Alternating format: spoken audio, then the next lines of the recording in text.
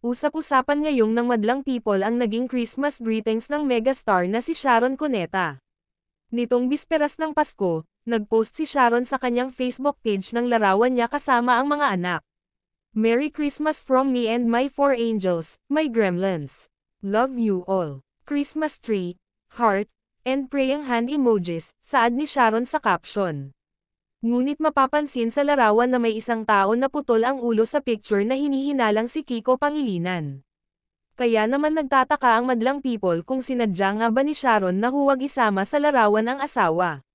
May iba na nagsasabing sana raw ay pumili na lang ng ibang larawan kesa pinutol pa ang larawan para hindi makita ang dating senador. May ilan naman na nagsasabing baka gusto lang ni Sharon na maging maingay ang pangalan, lalo na't may movie entry sila ngayon sa Metro Manila Film Festival na pinamagatang Family of Two. Narito pa ang ilang komento ng madlang netizens. Why naman may pagputol ng ulo ni Senador Kiko Pangilinan? Saad ng isang netizen sa post ni Sharon. Comment naman ng isa, may something na naman sa kanila ni Kiko, sad emoji. Say naman ng isa sa post ni Sharon, the photo says it all. May you find the true happiness and peace this season.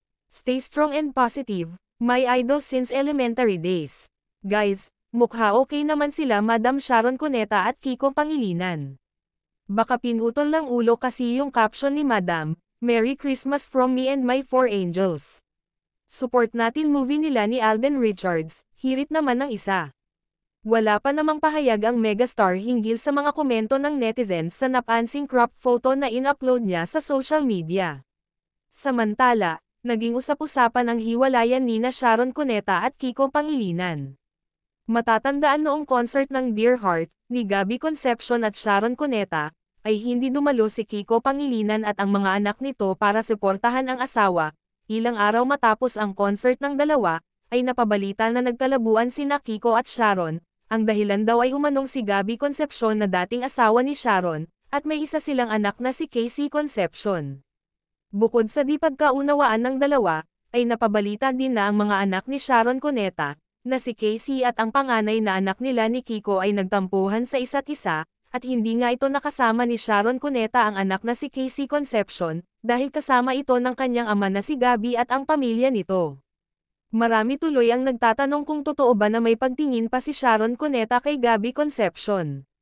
Makikita din kasi sa kanilang mga mata, na masaya sila, noong nagsama sila sa concert. May nagsasabi din na isang source, na may pagtingin pa ang dalawa, kung kaya nagsiselos nga itong si Kiko Pangilinan kay Gabby. Sa ngayon, ay hindi pa nag-uusap sina Kiko at Sharon.